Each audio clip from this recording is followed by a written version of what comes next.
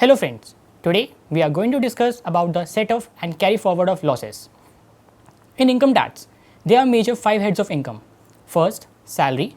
Second, house property. Third, business and profession. Fourth, capital gain. And fifth but not the last, other head incomes. So today we are going to discuss about the provisions of carry forward and set off of losses related to these heads. First, we will be moving to salary. In salary, there can never be loss. So there is no point of discussion for the set off and carry forward of losses in case of salary. Now moving on to the second head, that is house property. As per section 70 of the Income Tax Act, any person who has loss under the house property can set off his loss from any other income of the house property. This is known as intra-head adjustment. As per section 71 of the Income Tax Act, if the person have unadjusted loss being left after the intra-head adjustment of the house property loss, then he can clearly go for the settlement under the other head's income, but he cannot set off the house property loss from the casual income. Now, as per section 71B of the Income Tax Act, it clearly states that a person can clearly forward the house property loss for maximum up to the 8 years, but the loss will start subsequent to the year in which the loss has been occurred. But in subsequent year, when we are being carrying forward the house property loss, it can be adjusted from the house property income only. Now, the third head came, that is business and profession. We can clearly divide the business and profession into two parts, speculative and non-speculative business. If we talk about the non-speculative business, section 70 of the Income Tax Act states that any person who has loss under the head business can clearly set off his loss from any other business income. As per section 71 of the Income Tax Act states that if a person have unadjusted loss left after the inter-head adjustment, then he can surely go for the inter-head adjustment, but he should not set off the loss from the casual income. Now, as per section 72, it clearly states that you can carry forward the loss of business for maximum 8 years, but the loss will be counted subsequently from the year the loss is being occurred, and it can only be adjusted in subsequent year with the business head income.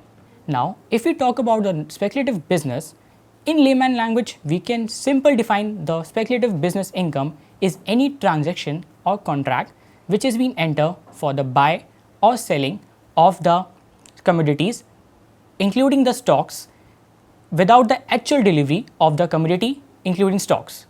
Now, as per section 73 of the Income Tax Act, it states that a speculative business loss can only be set off from the speculative business income.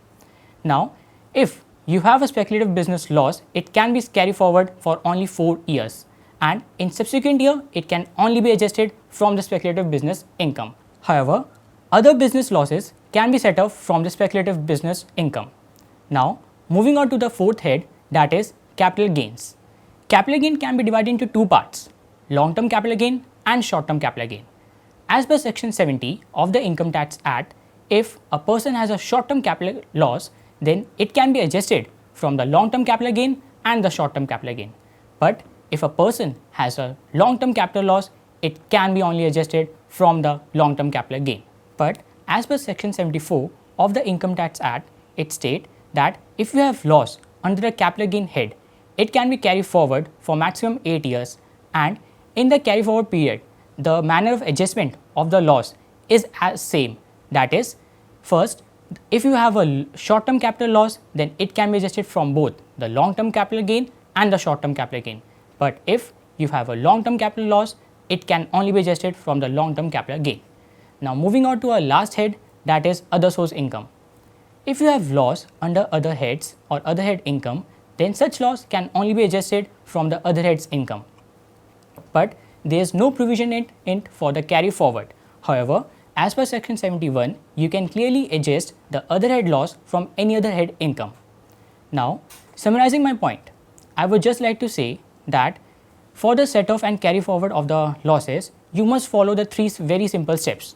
First, you must look for the intra-head adjustment. Second, you should go then for the inter-head adjustment. Then third, you should go for the brought forward losses and set off of losses. Hope you all have understood the concept of set off and carry forward of losses. Thank you very much.